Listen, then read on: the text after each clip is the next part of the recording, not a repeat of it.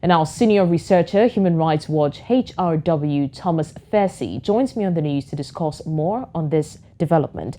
Hello, Thomas. Hello, good morning, good afternoon. Good afternoon, Thomas. It's a pleasure to have you. Now, Thomas, we have seen videos making the rounds on social media and everywhere about the ongoing conflict in the DR Congo, and it seems to be unabating. Now, the Human Rights Watch has also released a report of 29 civilians who were killed in the month of June by M23 rebels. When will all this end?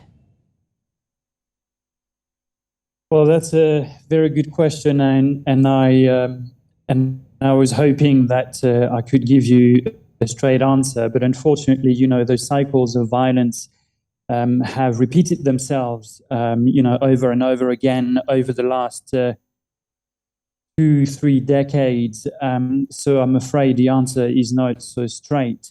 North Kivu, the province where these killings have happened, sees a number of armed groups operating, and in the provinces, in the neighboring provinces as well, in Ituri or South Kivu, let's say that the whole of the eastern region is basically engulfed in pockets of violence where civilians are paying the price, of extreme violence and atrocities that continue unabating. And it's not only just the armed groups, but also the fact that, the armed forces of the government are quite often committing abuses themselves, has been a huge problem, and they are an actor in this violence as well. And in all this,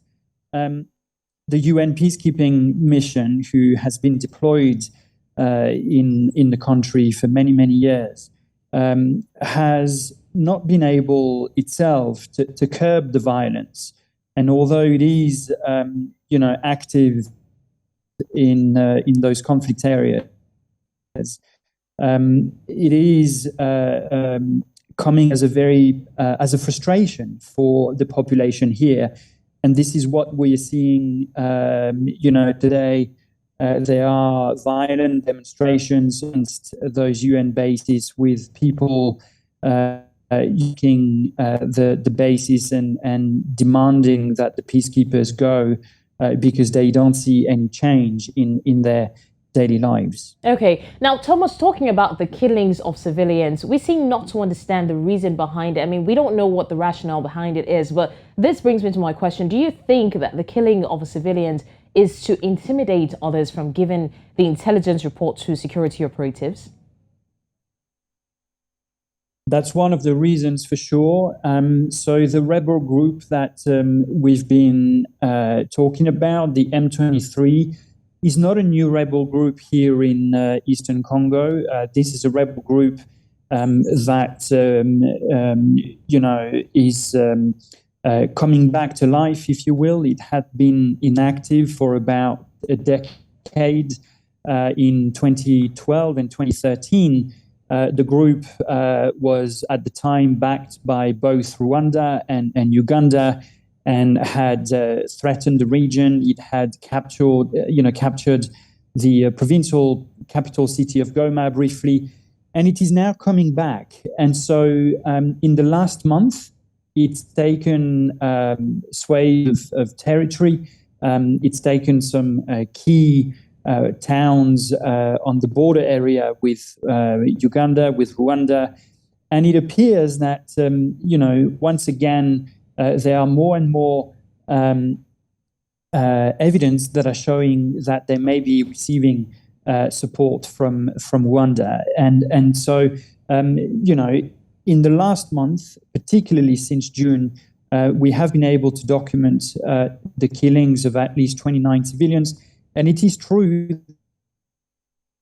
that in some of the cases, the witnesses and the survivors and the families of the victims have told us that the M23 rebels attacked the civilians and targeted them directly, accusing them of having informed government soldiers. Okay, Thomas, I'm sorry to interrupt you. Of their positions. Thomas, okay, so now let's talk about the statistics. You mentioned that about 29 civilians were killed. Now, I want to stay on that statistics. We know that since the start of this unrest, a lot of people have been killed, and also a lot of people have been displaced. We're talking some 200,000 persons since the unrest began. So has there been any plans from the government as to helping these people who have been displaced to resettle? So the United Nations Agency for Refugees, the UNHCR, is with other humanitarian agencies, obviously active in that region. And again, this is a region where these people have been displaced time and time again. And so, those people have been moved to IDP camps, to camps for displaced people. Some of them have had to move several times since mid-June. There were cases of, for example, the village of Ruvumu, where we documented, 17 people killed. Well, some of those people, they had been displaced from neighboring villages, and they had to be on the run again. There are also, we understand, schools that have been turned into displaced people sites. So all those people, the fighting between the M23 and the Congolese army, we understand, according to United Nations figures, have forced, as you said, nearly 200,000 people out of their homes. Right. And they're now ramping up the humanitarian aid to provide them with supplies and whatever needs they have. Yeah. Thank you so much, Thomas Fessy, Senior Researcher, Human Rights Watch. Thank you for your time.